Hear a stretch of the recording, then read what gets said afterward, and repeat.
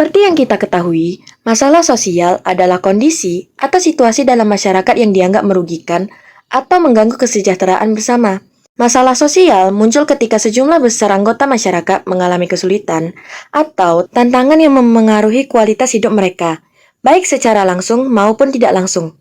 Biasanya, masalah sosial melibatkan konflik antara nilai, norma, atau kepentingan yang berbeda dalam masyarakat. Nah, salah satu contoh masalah sosial meliputi kemiskinan, yaitu kekurangan sumber daya yang dibutuhkan untuk memenuhi kebutuhan dasar. Ingin tahu lebih rinci? Yuk, simak videonya. Boleh. Assalamualaikum warahmatullahi wabarakatuh. Halo, perkenalkan saya Nadia Arifah Jamri. Saya Dinatira Syafita. Saya Syifa Garnisa. Saya Nugra Valenza. Saya Lununu Cahyani. Saya Nenci Rahmadani. Dan Salma Mawibah. Kami dari kelompok 3 akan menjelaskan tentang materi kami yang akan ditampilkan di video berikutnya. Happy watching! Menurut John Lewis Gillin dan John Philip Gillin, kemiskinan adalah kondisi ketika seseorang tidak dapat mempertahankan skala hidup yang cukup tinggi untuk memberikan efisiensi fisik dan mental yang memungkinkan dirinya dan keluarganya menjalankan fungsi sebagaimana mestinya sesuai dengan standar masyarakat, baik karena pendapatan yang tidak memadai atau pengeluaran yang tidak bijaksana. Berdasarkan Handbook on Poverty and Inequality yang diterbitkan oleh World Bank, kemiskinan dipandang ketika seseorang tidak mampu dari sisi ekonomi untuk memenuhi kebutuhan dasar. Termasuk kebutuhan dasar adalah makanan. Nah, seseorang dikategorikan miskin jika memiliki rata-rata pengeluaran per bulannya di bawah garis kemiskinan. Standar garis kemiskinan yang ditetapkan oleh Bank Dunia atau World Bank adalah pendapatan 1,9 dolar Amerika atau diindonesiakan sekitar 29.898. Berdasarkan penjelasan tersebut, kemiskinan dapat diartikan sebagai kondisi standar hidup yang sangat rendah, bahkan kebutuhan dasar pun tidak dapat dipenuhi oleh seorang tersebut. Di sini saya akan menjelaskan apa itu kemiskinan sebagai masalah sosial. Jadi, kemiskinan sebagai masalah sosial adalah kondisi di mana individu atau kelompok dalam masyarakat hidup dengan keterbatasan ekonomi yang menghalangi mereka memenuhi kebutuhan dasar seperti pangan, sandang, papan, kesehatan, dan pendidikan. Kemiskinan tidak hanya menyangkut aspek finansial, tetapi juga mencakup keterbatasan akses terhadap layanan sosial dan peluang yang setara dalam masyarakat. Jumlah kemiskinan Indonesia dari tahun 2003 dan 2024 naik apa turun ya? Jadi, jumlah kemiskinan di Indonesia dari tahun 2023 hingga 2024 mengalami penurunan. Pada Maret 2024, tingkat kemiskinan tercatat sebesar 9,03%, turun dari 9,36% pada Maret 2023. Dan jumlah penduduk miskin pun berkurang dari sekitar 25,9 juta orang pada 2023 menjadi 25,33 juta orang di 2024. Dua bentuk kemiskinan. Yang pertama, kemiskinan absolut, yaitu keadaan orang-orang miskin yang memiliki tingkat pendapatan di bawah garis kemiskinan atau jumlah pendapatan yang tidak cukup untuk memenuhi kebutuhan hidup minimum. Yang kedua, kemiskinan relatif, yaitu kemiskinan yang dilihat berdasarkan perbandingan antara suatu tingkat pendapatan dengan tingkat pendapatan lainnya. Selain itu, terdapat bentuk-bentuk kemiskinan yang sekaligus faktor penyebab kemiskinan, yaitu pertama, kemiskinan natural, yaitu keadaan miskin dari awal sudah miskin. Menurut Baswir, kemiskinan natural adalah kemiskinan yang disebabkan oleh faktor-faktor alamiah seperti cacat, sakit, usia lanjut, atau akibat bencana alam. Nah, kedua ada kemiskinan kultural, yaitu kemiskinan yang disebabkan oleh gaya hidup, kebiasaan hidup, dan budaya ketika masyarakat merasa hidup berkecukupan dan tidak merasa kekurangan. Menurut Baswir, seorang miskin karena faktor budaya seperti malas, boros, dan tidak disiplin. Nah, yang ketiga ada kemiskinan struktural, yaitu kemiskinan yang disebabkan oleh faktor-faktor buatan manusia seperti kebijakan ekonomi yang tidak adil, distribusi produksi yang tidak merata, dan korupsi yang cenderung menguntungkan kelompok masyarakat tertentu. Dampak kemiskinan natural atau alamiah disebabkan oleh faktor alam dan geografis yang tidak mendukung karena kondisi alam yang gersang, kering dan tidak teratur, sumber daya alam yang terbatas, dan wilayah yang terisolasi. Dampak kemiskinan kultural. Dampak kemiskinan kultural yang pertama adalah memunculkan sifat malas dan pasrah terhadap masyarakatnya sendiri. Ketika kemiskinan kultural telah menjadi budaya dan pola pikir, maka masyarakatnya pun akan menganggap jika kemiskinan yang dialaminya adalah nasib yang tak bisa diubah dan harus mereka terima. Padahal pola pikir inilah yang menciptakan sifat malas dan pasrah serta membuat mereka tak bisa keluar dari kemiskinan itu sendiri. Dampak kemiskinan kultural seperti inilah yang harus diubah agar bisa meningkatkan etos kerja masyarakat hingga akhirnya bisa keluar dari lingkaran kemiskinan itu sendiri. Tak hanya menimbulkan sifat malas dan pasrah, dampak kemiskinan kultural juga bisa meningkatkan potensi terjadinya tindak kekerasan atau kriminalitas. Dengan anggapan bahwa kemiskinan adalah suatu keniscayaan, maka ada potensi jika masyarakat miskin berpikir bahwa perbuatan-perbuatan yang melanggar peraturan menjadi sesuatu yang wajar terjadi. Budaya kemiskinan berpotensi membuat tindakan-tindakan kekerasan dianggap sebagai sesuatu yang sah. Kekerasan menjadi makanan mereka sehari-hari, di mana tampak bahwa kemiskinan itu memaksa mereka melakukan tindakan kriminalitas.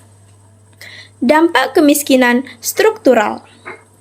Yang pertama, meningkatnya angka pengangguran. Masyarakat yang miskin akan kesulitan untuk mendapatkan akses pendidikan yang layak. Hal ini nantinya berdampak bagi mereka yang mendapatkan pekerjaan. Mereka menjadi tidak mampu bersaing dengan masyarakat dari kelas ekonomi atas di bidang pekerjaan. Sehingga pada akhirnya angka pengangguran akan meningkat. Nah, yang kedua, banyak kasus putus sekolah. Pemerintah memang sudah memiliki program wajib belajar 12 tahun. Pendidikan juga merupakan hak dasar warga negara. Namun, masih banyak orang miskin yang tidak mampu bersekolah karena masalah biaya. Pasalnya, biaya sekolah tidak hanya berhenti sampai biaya pendaftaran dan sumbangan pembinaan pendidikan, yang ada dasarnya sudah digratiskan pemerintah.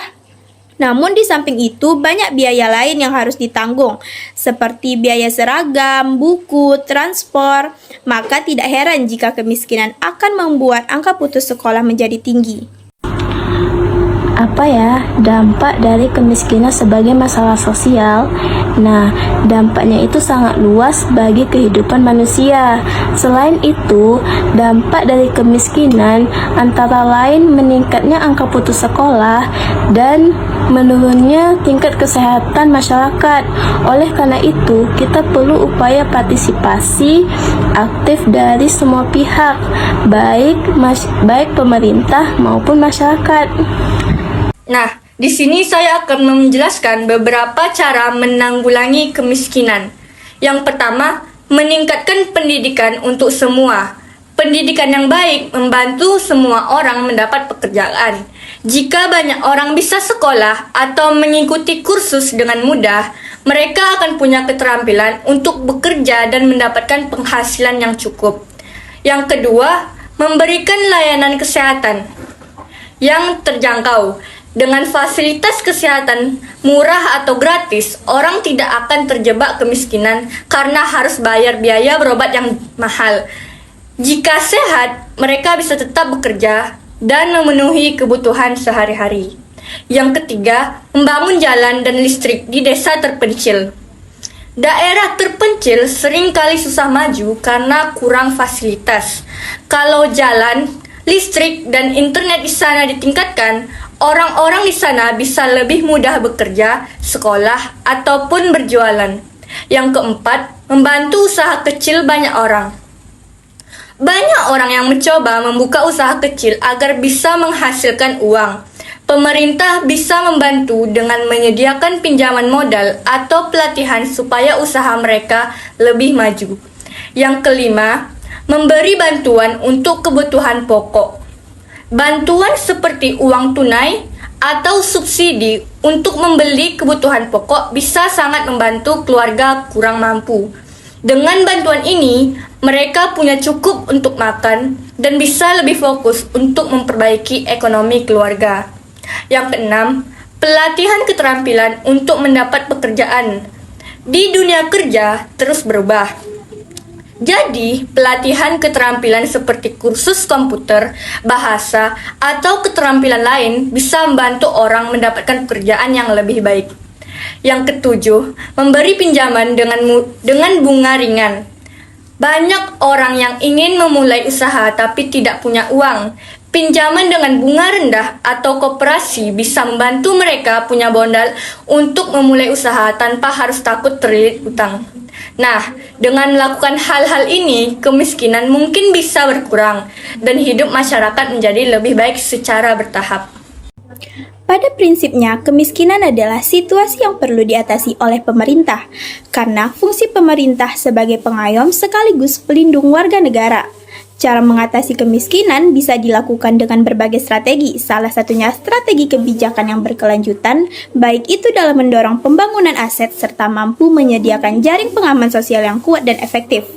Beberapa cara mengatasi kemiskinan sebagai masalah sosial. Cara mengatasi kemiskinan bisa dilakukan dengan menciptakan kesadaran, di mana media sosial telah menjadi bagian tak terpisahkan dari kehidupan sehari-hari, sehingga bisa menggunakannya sebagai suara kebaikan sosial. Berbagi tautan di Instagram, di Twitter, dan platform lain akan memungkinkan orang untuk belajar lebih banyak tentang kemiskinan global dan akan meningkatkan kesadaran umum akan masalah ini. Nah, yang kedua, melakukan donasi. Melakukan donasi tidak selalu harus berbentuk uang. Kita juga bisa menyumbangkan buku, berbagi makanan, menyumbangkan pakaian bekas, furnitur juga dapat membantu meningkatkan kesejahteraan masyarakat miskin. Nah, selanjutnya, cara mengatasi kemiskinan juga bisa dilakukan dengan menghilangkan ketimpangan gender, di mana 2/3 dari penduduk dunia yang buta huruf adalah perempuan. Rasio anak laki-laki dan perempuan harus dibuat setara dalam pendidikan dasar, menengah, dan tinggi. Anak perempuan yang masih bersekolah lebih kecil kemungkinannya untuk menikah sebelum usia 18 tahun, sehingga menurunkan tingkat perkawinan anak. Nah, yang keempat, strategi individu. Individu yang memiliki lebih banyak pendidikan, keterampilan, dan pelatihan biasanya lebih kompetitif dalam mendapatkan pekerjaan dengan gaji yang lebih tinggi, sehingga dapat mengurangi peluang individu untuk mengalami kemiskinan. Selain itu, mampu mempersiapkan diri secara finansial ketika terjadi guncangan ekonomi. Salah satunya menyisihkan sejumlah pendapatan setiap bulan untuk menghasilkan beberapa tingkat keamanan ekonomi jika diperlukan.